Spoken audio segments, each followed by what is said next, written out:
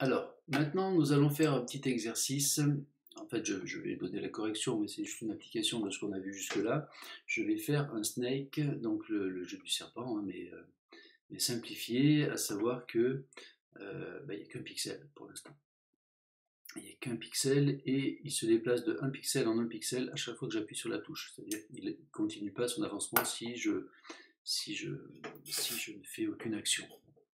Je ferai la suite juste après, hein. Alors, voilà comment ça fonctionne. Je lance, je clique sur la carte pour l'activer et je me déplace. Et quand j'arrive au bout, je reviens de l'autre côté de la carte. Comment ça fonctionne? Eh bien, le début, on l'a vu. Donc,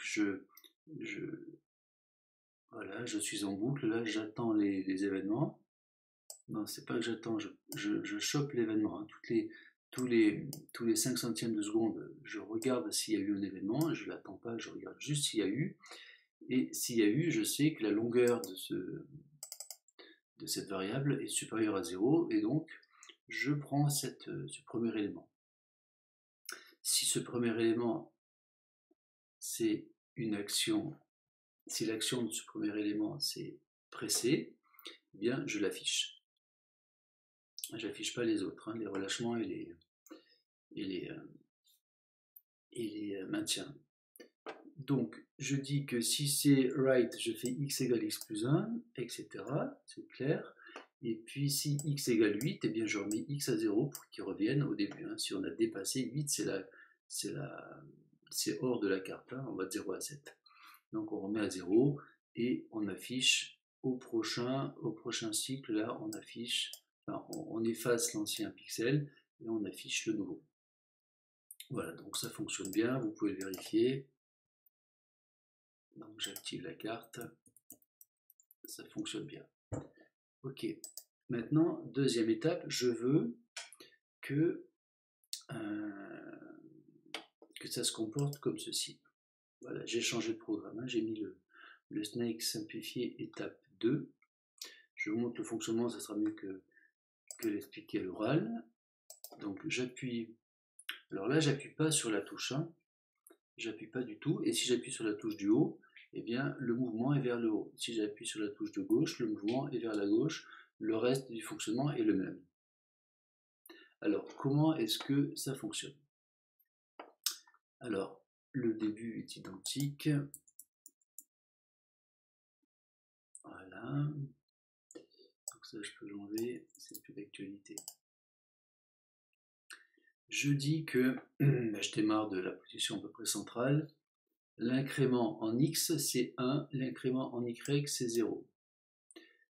Parce que l'incrément va changer de valeur, hein. Si j'appuie sur gauche, le pixel va aller vers la gauche, donc l'incrément va être de moins 1 en x.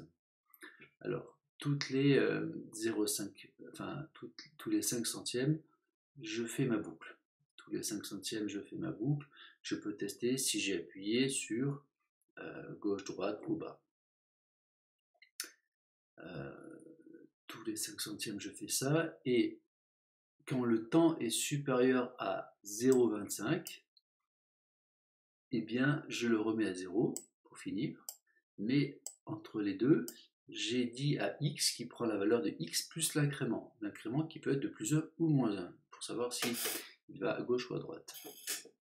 Donc toutes les 0,25 secondes, c'est pour ça que par seconde, on fait 4 pixels. Pareil, hein, si x dépasse les bords, hein, on remet à 0, etc. Hein. Donc x incrément et y incrément, ça correspond à peu près à la vitesse. Donc on définit au départ que la vitesse est horizontale. Quand je fais stop et que je redémarre du centre là à peu près, et on va vers la droite parce que xi égale 1. J'ai mis une autre option ici, c'est laquelle? C'est quand j'appuie sur middle, qu'est-ce qui se passe quand j'appuie sur middle? Eh bien j'inverse xi et yi. Et quand je relâche, les vitesses s'annulent. Donc on teste ça. Quand j'appuie sur middle, ok, alors il faut que je recommence. Voilà. quand j'appuie sur middle,